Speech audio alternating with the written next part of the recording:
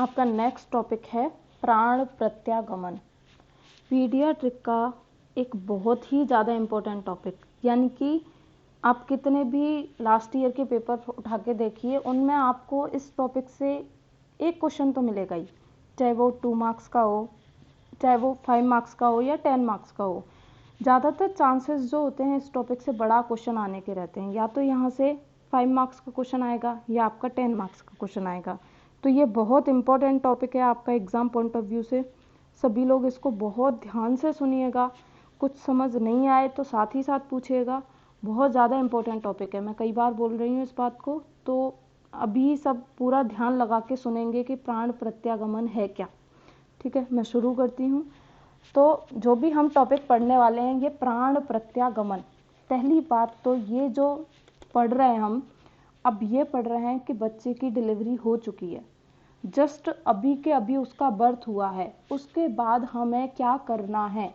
क्योंकि अभी जो टॉपिक पढ़ाया मैंने आपको, उसमें अभी मैंने आपको बताया था कि जो उसकी जेस्टेशनल पीरियड होता है या जो प्रेगनेंसी वाला पीरियड होता है, उसमें क्या है, बैठे बिठाए को प्लेसेंटा से सब कुछ मिल रहा है, न्यूट्रिशन, सर्कुलेशन, रेस्पिरेशन भी अपना मस्त चल रहा है, वो तो आराम से वहाँ पे रह रहा है। लेकिन जब उसकी बर्थ हो चुकी है तो सारे काम क्या करने हैं, उसको खुद से करने हैं। लेकिन खुद से करने हैं तो जैसे ही बर्थ होगी तो क्या होता है, जो बर्थ है एक बहुत टफ प्रोसीजर है, बहुत ज़्यादा एक टफ प्रोसीजर है। उस इतने से बर्थ कैनाल, वेजाइनल कैनाल में से होके बच्चे की बर्थ होती है, तो क्या होता है, बहुत मुश्किल वाला प्रोसीजर है ये। इसलिए क्या होगा, उसको थोड़ी सी मुश्किल आती है खुद से रेस्पिरेशन इनिशिएट करने में।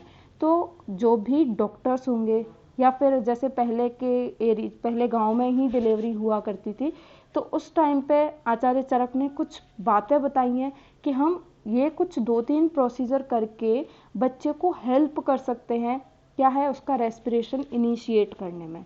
ठीक है, तो वो चीज़ें होती हैं प्राण प्रत्यागमन। प्राण प्रत्यागमन का मैं मतलब आपको थोड़ा सा समझाऊं तो प्राण प्रत्यागमन, आप इस शब्द को थोड़ा तोड़ के देखिए। प्राण प्रत्यागमन यानी कि प्राणों का पुनः लौट आना। जब भी उसकी बर्थ चल रही है, बर्थ कैनाल के थ्रू, वेजाइनल कैनाल के थ्रू, बच्चे को, अब हमें नहीं पता लेकिन ऐसा होता होगा, बच्चे को ऐसा लगता है कि बस मैं मरने वाला हूँ। तो उस टाइम से लेके जब भी वो एकदम पूरा बाहर आ चुका है, उसमें हमें उसको हेल्प करनी है, उसके प्राणों को दोबारा उसको लौटा के देना है। वो क्या हो गया, प्राण प्रत्यागमन।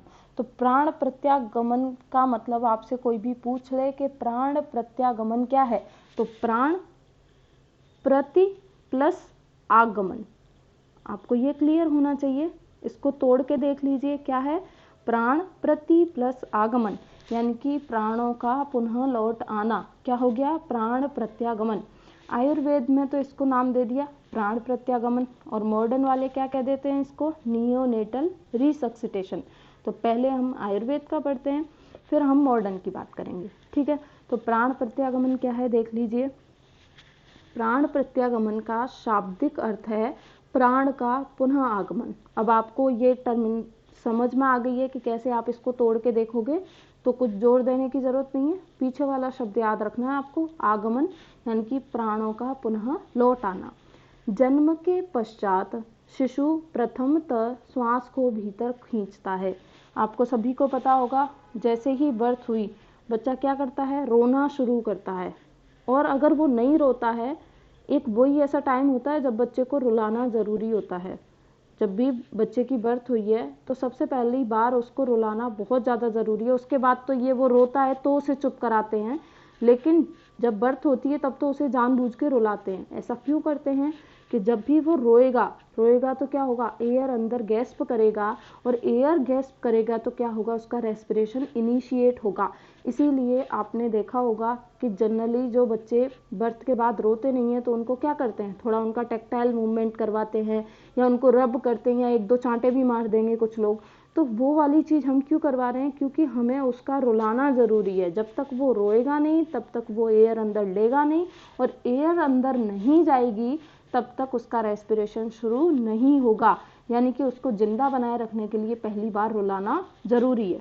तो हर बच्चे का सबसे पहला रोना ज़रूरी है। ये बात आप इस तरीके से याद रखिएगा तो आपको श्वसन वाली बात याद रह जाएगी। तो जन्म के पश्चात शिशु प्रथमतः श्वास को भीतर खींचता है। अब कैसे भीतर खींचेगा आपको समझ आ गया कि पहले क्या आएगा, पैदा होते ही रोने लग जाएगा, रोएगा तो सांस अंदर जाएगी। तो सबसे पहले उसने सांस अंदर खींच ली, फिर उसे बाहर निकालता है, क्योंकि रोएगा तो दोनों तरह के मूवमेंट होंगे, इसलिए क्या होगा, पूरा का पूरा श्वसन प्रक्रिया उसकी शुरू हो जाएगी। इसलिए पहले उसका क्राई करना जरूरी है। उसके बाद क्या लिखा है देखिए, जो मैं पिछली 5 मिनट से जो लाइन बोल रही हूँ वही लाइन यहाँ पे लिखी हुई है। प्रसव काल से अनेक विकृतियों के कारण नवजात शिशु ठीक प्रकार से श्वसन क्रिया नहीं कर पाता। मैंने अभी आपको क्या बोला कि इतना टफ प्रोसीजर है, खुद से वो नहीं कर पाएगा तो हम उसकी क्या कर रहे हैं, हेल्प कर रहे हैं। कुछ ऐसे काम करेंगे जिससे उसकी हेल्प हो जाए, जिससे वो बेचारा अपने आप रेस्पिरेशन शुरू कर सके, उसका सर्कुलेशन शुरू हो जाए, ये सारे काम शुरू हो जाए, इसलिए हम क्या कर रहे हैं, उसकी हेल्प कर रहे हैं।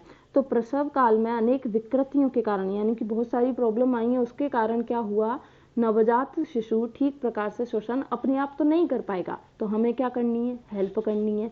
और हम किस तरीके से हेल्प करेंगे उसकी देखिए। अतः कुछ कर्म किए जाते हैं जिससे शिशु क्या हो जाता है, उत्तेजित हो जाता है, उत्तेजित हो जाएगा, यानी कि उसको स्टिमुलेशन देंगे, हम बच्चे को स्टिमुलेशन देंगे। किस तरीके से, जैसे मान लीजिए वो रो नहीं रहा है तो उसको थोड़ी सी चींटी काट देंगे तो रोना शुरू कर देगा, यानी कि वो क्या है, स्टिमुलेशन दे रहे हैं। या फिर उसको टावल में ले लिया, या फिर क्या है, 2-4 उसकी थपकी मार दी थोड़ी थोड़ी हल्के से, ऐसे नहीं कि एक दिया चांटा खींच के उसकी जान तो वहीं निकल गई, खींच के चांटा नहीं मारना है, हल्की हल्की क्या देनी है, थपकी देनी है। या फिर क्या कर सकते हैं, उसको रब करेंगे उसकी, जैसे आप लोगों ने देखा होगा कई बार लोगों का जैसे रेस्पिरेशन प्रॉपर नहीं है, कोई बेहोश हो गया तो हम क्या करते हैं, उसके हाथ पैरों को रब करते हैं, बैक रब करते हैं, बस वही चीज़ यहाँ पे हमें करनी है। तो ये सबसे क्या होगा, स्टिमुलेशन जाएगा, किसके लिए जाएगा, उसके नर्वस सिस्टम के लिए क्या जाएगा, स्टिमुलेशन जाएगा। और स्टिमुलेशन जैसे ही जाएगा यानी कि ब्रेन अब एक्टिव हो जाएगा, सेंट्रल नर्वस सिस्टम एक्टिव हो जाएगा कि हाँ भाई अब हम बाहर आ चुके हैं, हम बाहरी दुनिया में आ चुके हैं, अब आप एक्टिव हो जाओ और रेस्पिरेशन शुरू कराओ।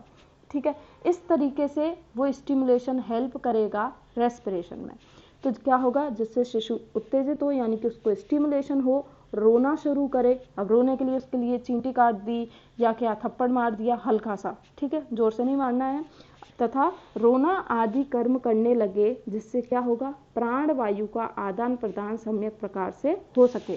क्योंकि ये सारे स्टिमुलेशन होंगे, मूवमेंट होंगे, प्राण वायु का आदान प्रदान होगा, तो रेस्पिरेशन अपने आप ही क्या हो जाएगा, शुरू हो जाएगा, श्वसन क्रिया उसकी शुरू हो जाएगी। तो ये सारा काम कर रहे हैं हम किसमें, प्राण प्रत्यागमन में। अब आचार्य चरक ने और भी काम बोले हैं कि हमें और क्या काम करने हैं उसको स्टिमुलेशन देने के लिए। तो देखते हैं, ये आप लोग पढ़ चुके हो वैसे, कहाँ पे, शारीर स्थान के अंदर। अगर आप लोगों ने चरक अच्छे से पढ़ी हुई है तो शारीर स्थान के लास्ट जो चैप्टर है उसके अंदर ये सारी बातें लिखी हुई हैं। देखो ये क्या लिखा है, आचार्य चरक के अनुसार प्राण प्रत्यागमन के दौरान हमें क्या क्या काम करना है। सबसे पहले, अब देखो आजकल तो कोई नहीं करता ये सारी चीज़ें, पहले ये जो प्राण आचार्य चरक उसी ज़माने के हैं जिस ज़माने से पहले की अपनी दादी नानी वो सब हुआ करती थी, यानी कि पहले घरों में ही डिलीवरी होती थी, उसके लिए ये सारी चीज़ें बताई गई हैं। तो क्या करना है, हमें छोटे छोटे 2 पत्थर लेके आने हैं, बहुत ज़्यादा बड़े बड़े नहीं लाने, छोटे छोटे लाने हैं। तो 2 पत्थर के टुकड़ों को लेकर के नवजात शिशु के कान के मूल में बजाना है। अब बोलोगे आप कि ऐसा क्यों कर रहे हैं हम, ज़रूरी थोड़ी ऐसा करना, हम नहीं बजा रहे पत्थर, हमारी मर्जी, आप ऐसा बोल सकते हो, लेकिन ऐसा नहीं है, पत्थर आपको बजाने हैं। क्यों बजाने हैं, देखिए इसका भी एक अपना लॉजिक है कि आचार्य चरक ने पत्थर क्यों बजवाए, क्यों ऐसा बोला कि आप 2 पत्थर के टुकड़ों को ले जाइए और कान के पास बजाइए। ऐसा कुछ मज़ा थोड़ी आ रहा है कि बच्चे को सबसे पहले कि हम तो तुम्हें पत्थर की आवाज़ ही सुनाएंगे, ऐसा कुछ नहीं है। इसका क्या लॉजिक है कि जो ऑडिटरी नर्व होती है, मैंने क्या बोला आपको पहले ही कि हमें नर्वस सिस्टम को एक्टिवेट करना है, क्योंकि स्टिमुलेशन हम देंगे, नर्वस सिस्टम एक्टिवेट होगा और वो सारे काम खुद से करने लगेगा।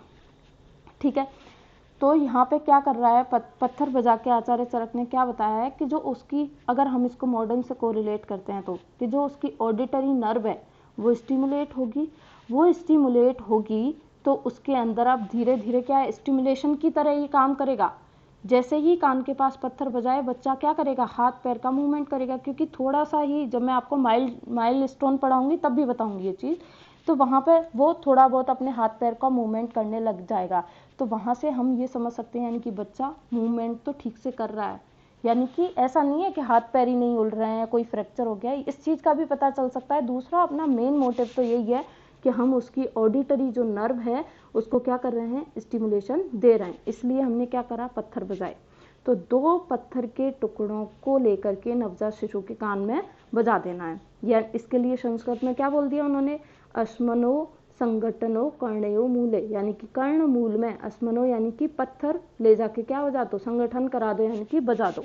तो इस तरीके से आप इसको याद रख सकते हो, ठीक है। फिर उसके बाद क्या करना है, अब पैदा हो गया बच्चा, एमनियोटिक फ्लूइड से वो बिगड़ा पड़ा है, यानी कि पूरा वर्निक्स गैसियोसा वो सब उसकी चिपकी पड़ी है बॉडी से, तो ऐसा थोड़ी करेंगे हम, उसको थोड़ा साफ करेंगे, हाइजीन मेंटेन करेंगे, क्योंकि हो सकता है एमनियोटिक फ्लूइड में कोई क्या है, कोई बैक्टीरिया वायरस हो और उसकी बॉडी पे लगा हुआ हो, या फिर और कोई भी तरीके की जो भी गंदगी हो, उसको रिमूव करने के लिए, वर्निक्स गैसियोसा को रिमूव करने के लिए, बॉडी पे अगर म्यूकोनियम पड़ा हो उसको रिमूव करने के लिए, या फिर जो एमनियोटिक फ्लूइड है वो बॉडी से अभी चिपका ही है तो उसको रिमूव करने के लिए आचार्य चरक ने एक और चीज़ बोल दी कि आपको क्या करना है, शीतोदकेन उष्णोदकेन व मुखे परिषेक, यानी कि या तो ठंडे पानी से मुंह धुलाओ या फिर गर्म पानी से मुंह धुलाओ। अब आप लोग बोलोगे कि इन्होंने तो दोनों पानी बोल दिए, हम कौन सा पानी लेके जाएं, ठंडा पानी लेके जाएं या गर्म पानी लेके जाएं, तो वो डिसाइड करेगा कि बच्चे की डिलीवरी कैसे मौसम में हुई है। यानी कि अगर ग्रीष्म ऋतु में पैदा हुआ है बच्चा, जनवरी नहीं, मई जून के अंदर अगर बच्चे की बर्थ हुई है, तो वहाँ पे हम क्या करेंगे, गर्म पानी से मुंह थोड़ी धुलाएंगे उसका, किस पानी से धुलाएंगे, ठंडे पानी से, यानी कि शीत जल से। अगर सर्दियों में अभी आने वाली हैं तो दिसंबर है, जनवरी है, इस टाइम पीरियड पर अगर बच्चे की बर्थ हो रही है तो हम क्या करेंगे, गर्म पानी से उसका मुंह धुलाएंगे। तो शीतोदकेन उष्णोदकेन व मुखे परिषेक, तो ऋतु के अनुसार नवजात शिशु के मुख पर गर्म व शीतल जल से परिषेक करना है। अब इसका सबका मोटिव यही है, एक मोटिव तो वो भी हो गया कि हमें हाइजीन मेंटेन करनी है, लेकिन पहला मोटिव वही है कि हमें कैसे भी करके उसको स्टिमुलेशन देना है, उसको एक्टिव करना है, स्टिमुलेशन देना है, इसलिए हम ये सारे काम कर रहे हैं। दूसरा क्या हो गया, कृष्ण कपालिका शूर्प से वायु करेंगे, यानी कि पंखे से हवा करते थे गाँव में पहले, वही चीज़ लिखी है कृष्ण कपालिका। कृष्ण कपालिका जो काले जो मिट्टी के जो घड़े टाइप होते हैं उनके शूर्प से क्या करना है, हवा करनी है। अब ऐसा क्यों कर रहे हैं, हवा करेंगे तो जो भी उसके जो बॉडी पे हेयर्स होते हैं, ठीक है, जो भी हेयर्स होते हैं वो क्या होंगे, स्टिमुलेशन, टेक्टाइल स्टिमुलेशन भी जाएगा यहाँ से, टेक्टाइल स्टिमुलेशन, जो भी उसके लोम है रोम है वो एक्टिव होंगे और पूरी की पूरी स्किन में क्या होगा, सेंसेशन आएगा और बच्चा क्राई करना या मूवमेंट करना शुरू कर देगा।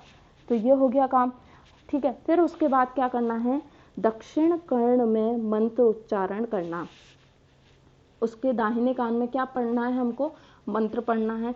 तो मंत्र पढ़ने का पहला कारण तो ये है कि हम उसको स्टिमुलेशन दे रहे हैं, ऑडिटरी नर्व को और स्टिमुलेशन दे रहे हैं। दूसरा एक इसका धार्मिक पर्पज भी रह सकता है कि सबसे पहले वो अच्छी चीज़ ही सुने, बच्चा जब भी दुनिया में पहली बार आया है तो अच्छी चीज़ ही सुने, तो मंत्र ही बोलना है, गाली नहीं बोलनी है उसके कान में जाके, या फिर कोई और बुरी बात नहीं बोलनी है। तो मंत्र बोलने का एक धार्मिक लॉजिक भी ये हो सकता है। दूसरा क्या है, इससे मानसिक भाव की वृद्धि होती है, मंत्र बोलेंगे तो क्या होता है, सत्व की वृद्धि होगी, ठीक है। तो इसलिए भी क्या बोल रहे हैं, हम मंत्र बोल रहे हैं, लेकिन आजकल ऐसा कुछ नहीं होता, कोई भी मंत्र नहीं बोलता। तो इससे मानसिक भावों की क्या होगी, वृद्धि होगी, उत्तेजना आएगी और श्वसन क्रिया सुचारू रूप से क्या हो जाएंगी, संचलित हो जाएंगी। तो ये आचार्य चरक का कॉन्सेप्ट था प्राण प्रत्यागमन का। आयुर्वेद के अंदर प्राण प्रत्यागमन में मेनली 3-4 बातें बोली गई हैं। ये तो रामायण है, आप अपने आप ही लिख दोगे, और चीज़ें भी ऐड कर देना कि जो गर्भकाल रहता है उसके अंदर क्या है, वो जो बच्चा है वो अपनी माता पर ही आश्रित होता है। श्वसन क्रिया, वहाँ पे उसको श्वसन क्रिया करने की आवश्यकता नहीं है। लेकिन क्या हो गया, जन्म के पश्चात उसको श्वसन क्रिया, तब तो वो माता पे निर्भर था, लेकिन अब उसको सारे काम खुद से करने, मतलब आप अपनी तरह से इसको मॉडिफाई करके और लाइन भी यहाँ पे ऐड कर सकते हो।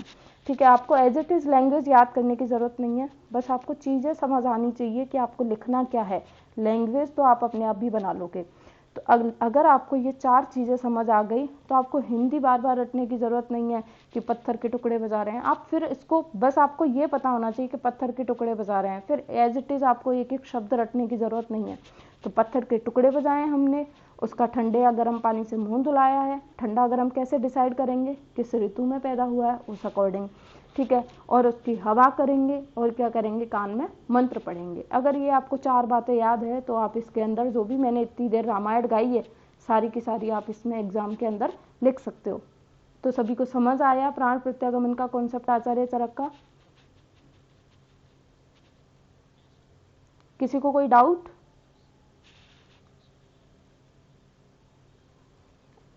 ऐसा तो कुछ रीजन नहीं है। पहले क्या है, वो शुभ अशुभ को बोलते थे, तो पहले सीधे हाथ से सारी चीजें कर रहे हैं, या जो जो दक्षिण भाग है वो ज्यादा शुभ माना जाता है, आई थिंक वही कॉन्सेप्ट रखा है। ऐसा कुछ नहीं है। ऑडिटरी नर्व तो दोनों कानों में सेम होंगी, ऐसा थोड़ी है कि आपको राइट वाली ईयर से ज्यादा सुनाई देता है लेफ्ट वाले से कम, ऐसा कुछ नहीं होता। दोनों चीज़ें सेम ही हैं, लेकिन इसको धर्म के अकॉर्डिंग जोड़ते हैं या शुभ अशुभ करके देखते हैं। तो आपने सुना भी होगा कि सीधे हाथ से लिखना चाहिए, या फिर ऐसा कुछ जो भी सीधे हाथ से खाना खाना चाहिए, इस तरीके से। तो जो सीधा भाग जो है या दायां भाग जो, उसको ज़्यादा शुभ माना गया है बजाय बाएं भाग के, इसलिए दक्षिण कर्ण में मंत्र का उच्चारण किया गया है। ठीक है, तो यहाँ पे ऐसा कोई कॉन्सेप्ट नहीं है कि दक्षिण में पढ़ेंगे या बाँव में पढ़ेंगे। आप कर्ण में भी लिख दोगे ना तो भी चल जाएगा कि कर्ण में मंत्र उच्चारण किया। और कोई डाउट किसी को?